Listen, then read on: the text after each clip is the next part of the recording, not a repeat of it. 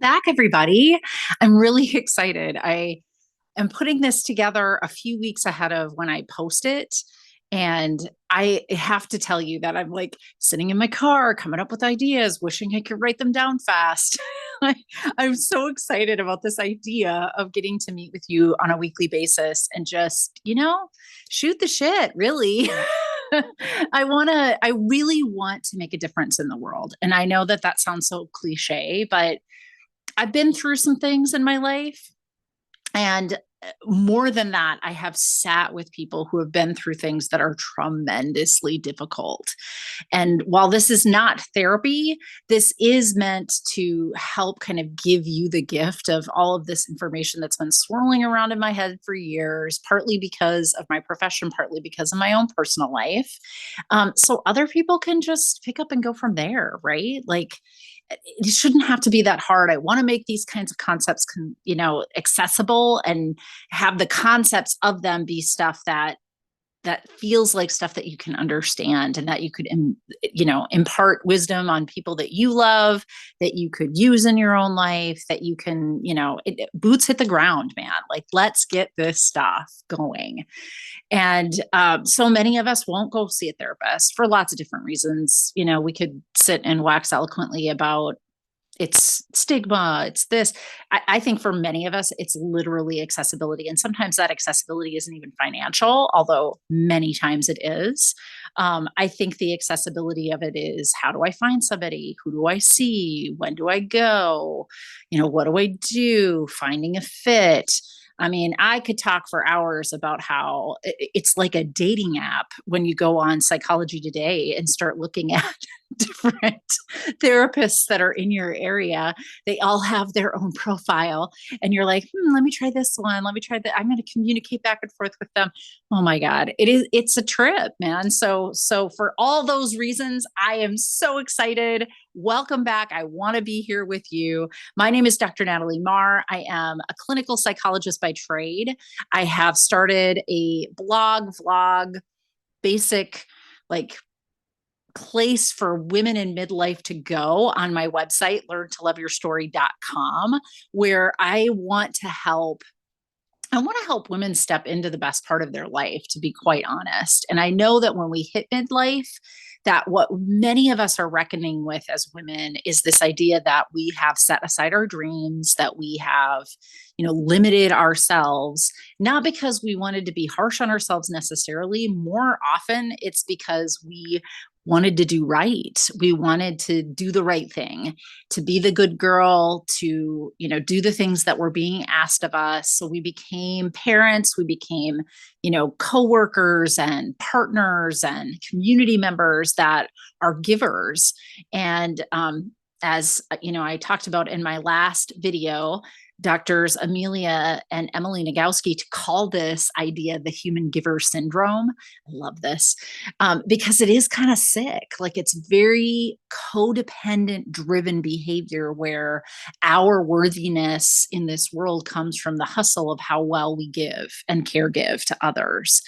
And while there is some really beautiful things about service, I mean, hello, I just talked for, I don't know, 2-3 minutes about why I'm making this podcast, and it's all because I want to serve other people. There's something really beautiful about that. And there is something that really gets lost in translation when we aren't told and taught to honor ourselves. So today's subject, I wanted to talk about this concept of personal agency and why it is at the core of everything that I teach anywhere that I am, in my private practice, on learntoloveyourstory.com, here with you guys, anywhere I'm blabbing stuff out into the universe. There's a real core kernel of it that comes from this idea of personal agency. And some of us, I don't think, really have wrapped our heads around what that is. No surprises. It isn't something that we really actually call out and teach. We do teach about being independent. We do teach about being an individual. And there's some elements of personal agency that are, that also have those elements in them as well. And that isn't what it really is. And so I want to dig in as a clinical psychologist. Remember, this isn't therapy. Please see all of the things where I warn you, you aren't getting therapy here, but you are going to get education from a therapist. And I want to give us some education on this concept of personal agency because it is so key to any kind of change, growth mindset, to any kind of ability to pivot and deal with transitions of life, with grief and loss, any of that. Personal agency is this core piece that you really have to be able to identify with. And I recently also wrote a blog on this concept because what I have recognized, so I'm writing a book right now as I develop this podcast and some other things. It's been the long goal of mine to write a book. So as I've started to write the book, what I keep noticing is that there is a very feminist vein in what I'm doing. No surprises. If you have listened, read, done anything, watching me, whatever, you've probably picked up on I have a little bit of a feminist tinge. But I wanted to kind of specify a little bit more what I mean by this. I really aspire to the kind of feminist philosophy that Bell Hooks writes about. And what it is this idea that we all have equal worth in the world.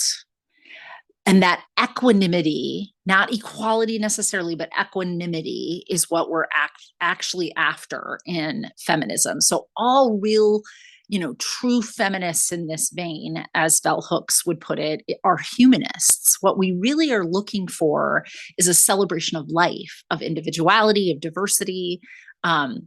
I don't need to be same. Same actually is very invalidating. Same, like I'm equal. I could have the same job. I can do the same things. I should have equal, ability to do all things as all male peoples in this world.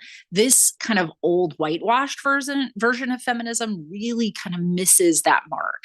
And I'm not saying that all feminists that, have more of that white feminism tinge to them don't have good hearts too. I think all of these things come from places where internalized oppression has not yet seen the light of day, meaning we are actually acting out ideas of patriarchy without knowing that we're acting out ideas of patriarchy. And so this idea of let's be equal rights, sometimes gets shoved in a way that dishonors this individuality and diversity that we all have. And I want us to understand that truly in this vein of feminism, what we're talking about is that all humans have equal amounts of worth and beauty and design that they bring to this world.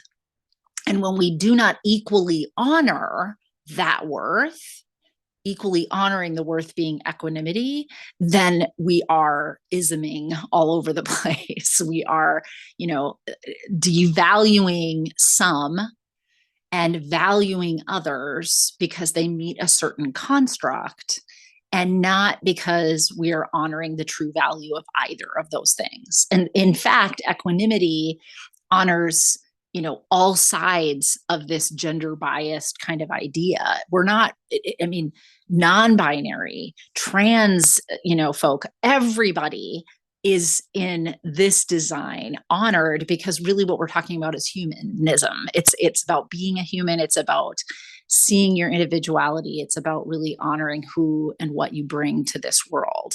And when we all get in a collective kind of honoring that kind of thing, that's where the juices flow. And that is really what's at the core of a lot of what I'm doing is this influence of that kind of equanimity based feminism where I want to see the diversity. I want to honor the diversity. I want to see the individuality.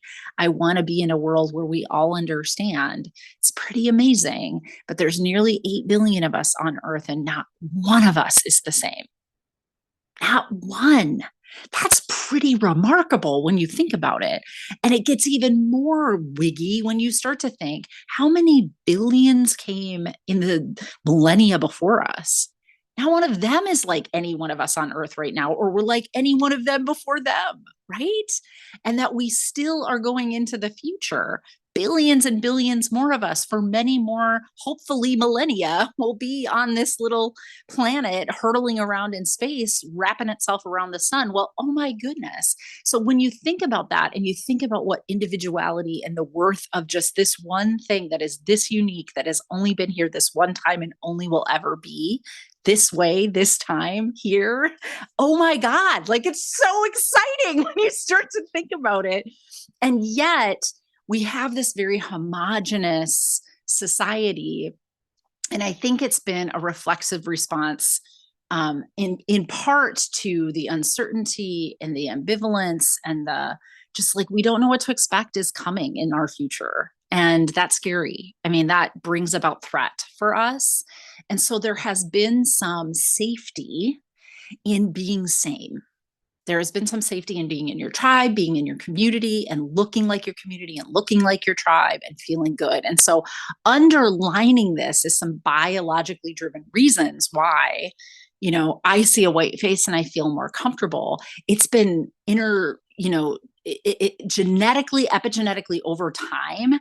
This is the kind of thing that your biology does to keep you safe. So if I'm with the people I literally look like, I feel safer because biologically that's been an adaptive skill over time.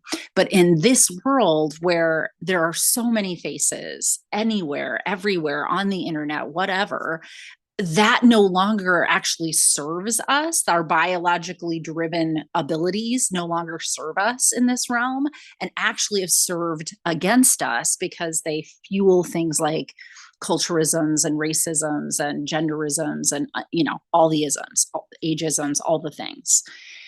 And of course, then also gets exploited by a patriarchal capitalistic society gone awry. Because I don't think that all of those concepts, are generated only by things like capitalism and patriarchal society. But I do think that there are features of our patriarchal capitalistic society that keep that in place. For instance, marketing. Like, if you can sell my 46-year-old self some cream because I have wrinkles, you got to be able to sell me on this idea that people that look like me are actually in a group that needs to have these creams. Right? So it's like it's all interconnected, my friends. So how does this all play back into this idea of personal agency? And why am I bringing up personal agency? Why am I telling you about my feminist background? Well, as I've started to write this book, the more I write the book, the more I can see that really what I'm trying to help us all understand is that our one tool, our one and only tool that we have 100% ability to access, ability to do something with, is us. And the only way for us to start and address some of these cultural conditioning, social conditioning kind of things that no longer are serving us is to be able to access this idea of personal agency, that we write the rules, that we are not the object of the subject of culture, that we are a subject in and of ourselves that affects change on everything, on ourselves, on culture, on everything. We have been sold, though, this idea that, the one person doesn't really move the change very much. Like, the needle isn't going to move very much if I do something different. And I want to really counter this for you. Okay. I want to really help you understand how, even on a neurobiological or a biological level, that's a very flawed sense of reasoning. If one small cell in our body starts to express DNA in a way that's incorrect, in a cancerous-like way, just that one cell starting to split and kill off other cells in a certain way differently creates malignancy within a system. And that malignancy then can start to spread to other systems. And this is how cancer eventually can kill a human body. So if one cell has the power to do that, then us, an individual within the organism of an almost 8 billion person world, also has the capacity to affect change. Now, could be affected cancer is not a good thing, but I give it to you because I think it's a very salient image of what I'm getting at. And so you too, though, get to affect change and it can spread everywhere. I also am truly of the belief that if each and every one of us were taking care of the one thing that we have 100% control over, us, everybody's taken care of. So I'll say that again. If each one of us takes care of us, there's no other us's that really need care from us.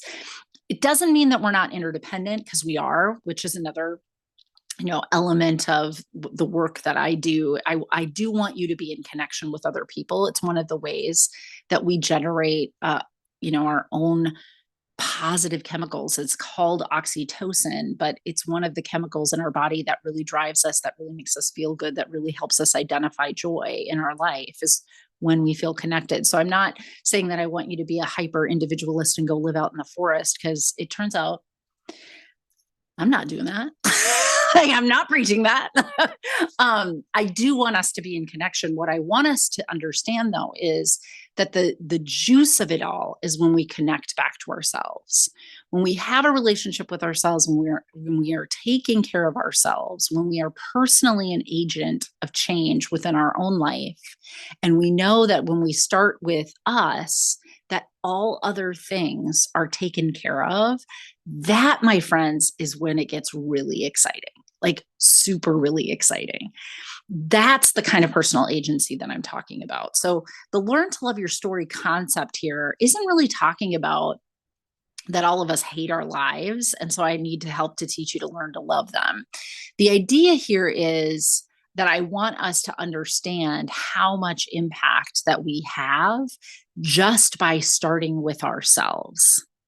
And this is extremely important with women who have been acculturated, socially conditioned to think differently, to actually think, if I hustle well enough, if I'm doing the things I need to do for other people good enough, that's where my worthiness comes from. Except that here is the internal flaw to that. It exhausts us, like completely exhausts us to do this. And so we hit midlife and you've got a lot of cranky, irritable, disappointed, don't feel like they're living up to their potential women that are also feeling guilty for feeling that way, because they've been socially conditioned to believe that's kind of selfish thinking. And what are you, like, look at your life. It's really good. And look at all the things you've accomplished. Why can't you just be grateful? So then we're running into practices like the gratefulness practice, but from the wrong perspective. We're running into it from the perspective of, I need to better love and understand that my givingness is a good thing and it should be enough for me.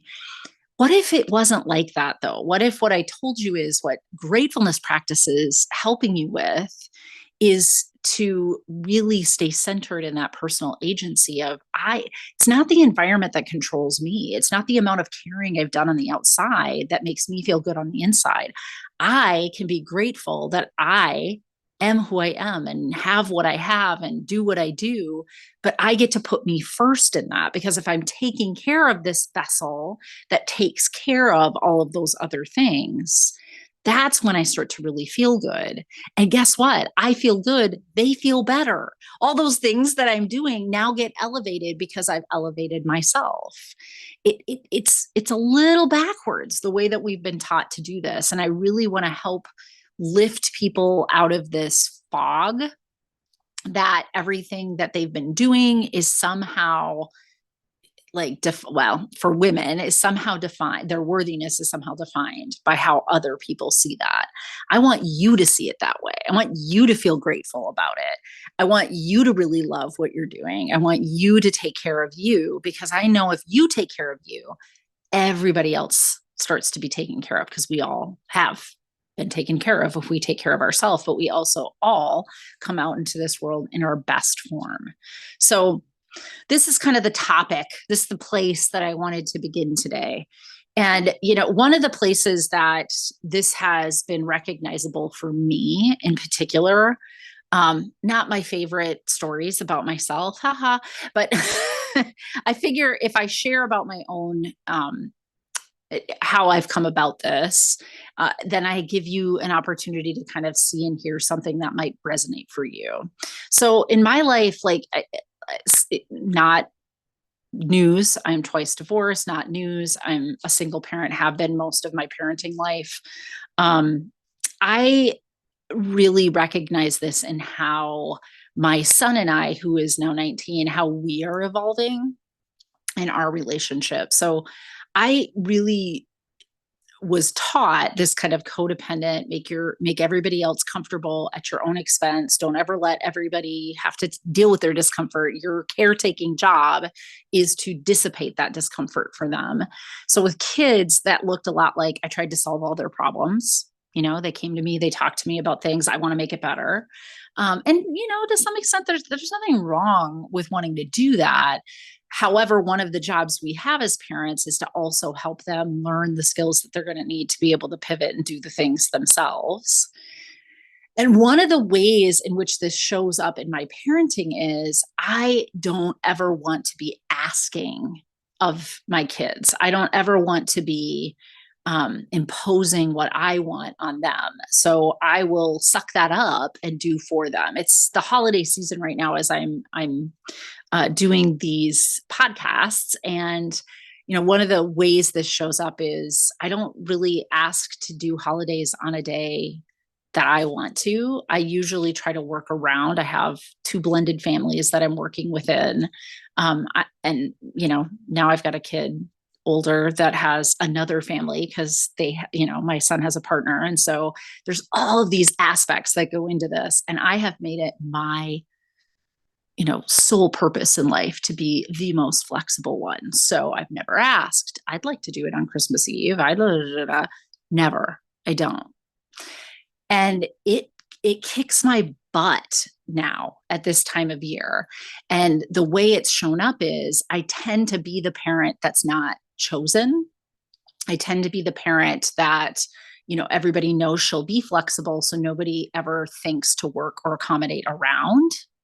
And you can see where this is going. While I don't think that any of my kids, would mean to harm me, what happens is I feel left out. I feel like I'm not important.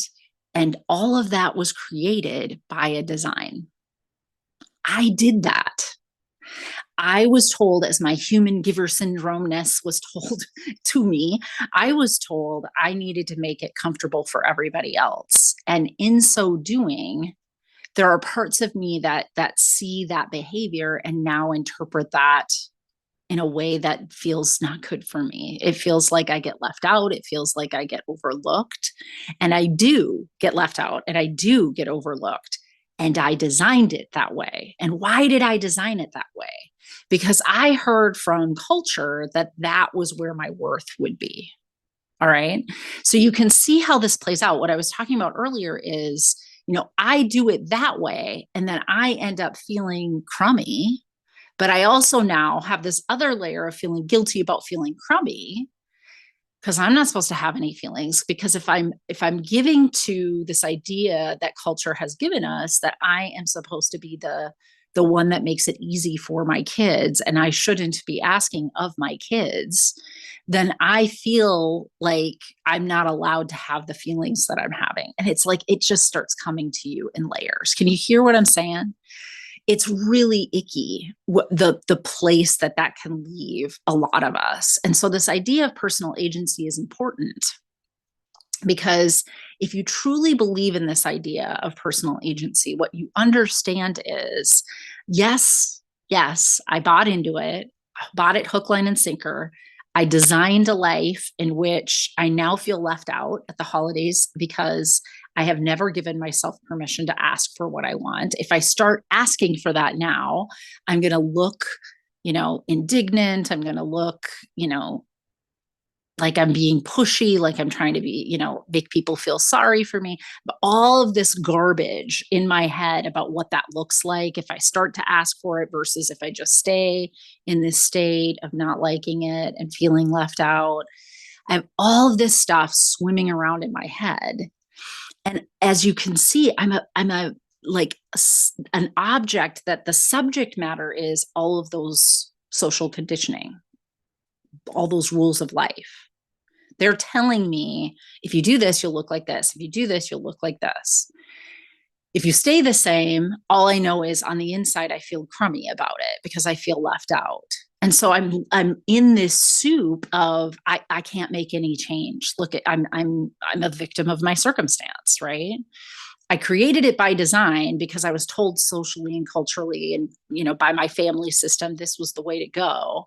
But I've also created a space now where I don't feel great at the holidays because I haven't set boundaries that say I am important too. I have value too. I'd like to be accommodated for too. I have no trouble being somebody who accommodates for others. It's not an all or none proposition. And I want to be taken into consideration when you're talking to those other families. I want somebody to call me and say, which day is best for you, Mom? Here are the days we're thinking. No one ever does that, but no one ever does that because I designed it that way. And I designed it that way because I was taught that.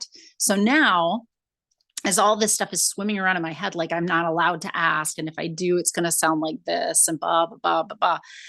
I am stuck in that swirl because I'm stuck being the object of that swirl. I am not taking my own personal agency. I'm not seeing any way out of this where I get to be the subject that responds in a different way, that now sees it all in a different light. Okay, I designed it that way. I was the good little girl. I did what I thought I was supposed to do. And now when my kid is 19, I can see how I designed it in a way that won't feel good for me going forward. And honestly, if it doesn't feel good for me going forward, it doesn't feel great to him either. Because if I am icky, resentful, feeling stuck in this over time, how does that impact our relationship? It will, whether I want it to or not, whether I'm trying to or impose it on him or not, or just take it inside, I damage myself then. And the version of me that he loves is damaged. It's good for no one if we stay in that spot where we have no personal agency to make a change in our life. So personal agency is at the core of everything I teach, because I first need you to see yourself as a subject in your own life, as an individual that can bring a different way of doing things to your life. And in this example, and it's something I'm still struggling with, ladies. This is one of the other reasons I just love putting this stuff out there, like my blogs and this podcast and all of the things, is I want you to understand, like, I might know how these things work, but I still am in the same dang soup that we all are, because we all grew up in this. And, until we start to see it differently and do things differently, I get stuck in it too. So the way to show up to this differently is to remember, yes, these are the circumstances that I'm in. Yes, this is the soup I'm swirling in right now. And I get to respond to it differently. I don't just have to continue to do as I've been told. I don't even need to choose to feel guilty about doing this differently. I will, because my system is conditioned to feel that way. But there are lots of different tools that I give people on how you start to overcome those icky feelings of guilt when you step out of that codependent cycle and start to name what you want and what you need in relationships, and allow people to feel uncomfortable about that. That when I start these conversations, one of the first things I hear my son do, because I've conditioned him to have a codependent tendency too, is, "Oh, I'm sorry, Mom." Nope. Nobody needs to be sorry. This was all designed the way that it was. So let me just name that. And what I'm asking for is consideration. As you grow into your adult life, what I'm asking for is to be equally considerated as I am considering you. I still am going to be a really flexible person, because the flexibility was never the problem. The problem was that I did it without telling anybody I was doing it. I didn't have an expectation that others would accommodate me. I didn't see my own personal worth. I didn't value my own personal worth. I thought my value was in the flexibility, but the value is in me. And I get to choose flexibility in my personal agency if I want to. That looks different. So what's interesting to me is when you get to the end of this, like, people who've worked with me, come to the end, gone through some of the stuff that we've healed through, I've helped support them through. And then they'll say things to me like, God, Dr. Natalie, it's so interesting because it doesn't look a lot different. Like I'm still accommodating people at the holidays, as it turns out. However, I'm also naming that I want to be accommodated for. And I also feel a change in my system because I didn't, I said that, I named that. I went into a new season of my life where I say, I'll accommodate you and I want to be accommodated for. And all of a sudden, I feel loved and I feel seen and I feel heard in my life, even though I still am the one that comes out on the list where, there isn't so much muck in my family system that I can't accommodate for my kids and do holidays on days that aren't holiday days. I just feel considered by them if I'm starting those conversations. And they're awkward and they're uncomfortable. And if they are awkward and uncomfortable, it means you're doing it right. I promise you, the problem that we have with this idea that, like, oh, it's going to feel better because I'll feel heard and seen. Yeah, eventually. And in the meantime, during change, we're doing it right when we're on our growth edge and we feel uncomfortable about asking for something for ourselves. This is new. This isn't the way that we've been socially conditioned, as the, Dr. Nagoski and Nagoski say. Like, we're not being in our human giver syndrome. We are trying to be an individual that honors our worth. And in honoring our worth, we honor other people's worth because we are saying everybody's worth there's equanimity. It has equal value. But everybody's worth is different and individualized, and everybody's ability to represent that worth is equal, but also individual and diverse in how it shows up. And I want to work within a world where I get to love myself as much as I love my son. Because when I'm doing that, I elevate all of us. I elevate the entire thing. And this is how that kind of thing plays out in real life time. So if any of this sounded interesting to you, keep following me, keep listening to these podcasts. I'm going to keep coming back at you week after week with a little tidbit here or there. You could always go over to the hub at learntoloveyourstory.com. Things there are always changing. However, I want to be there for you. So please come over. And if you don't know already, I offer free group coaching for a year. What? Yeah. So if you haven't joined me for free group coaching, you definitely should go over to learntoloveyourstory.com, click on free group coaching, sign up. I do an in-person Zoom class once a month.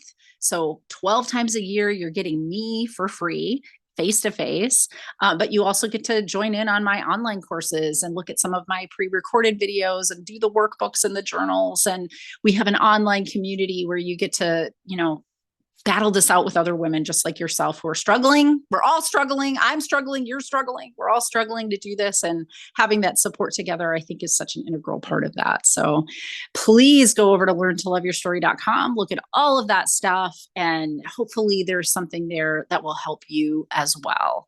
I am just looking to help women stop denying their own dreams. Stop squelching yourself. Stop participating in these cultural ideas that you are a human giver, and start loving yourself, loving your story little by little, with little bits of, help from anywhere that you can get them, right? Because I know that there is something in there. There's someone in there that we haven't valued the worth of enough. And I want to help you value her worth and have a relationship with yourself, her first, so that you can bring that to the rest of the world. Have a wonderful day, everybody.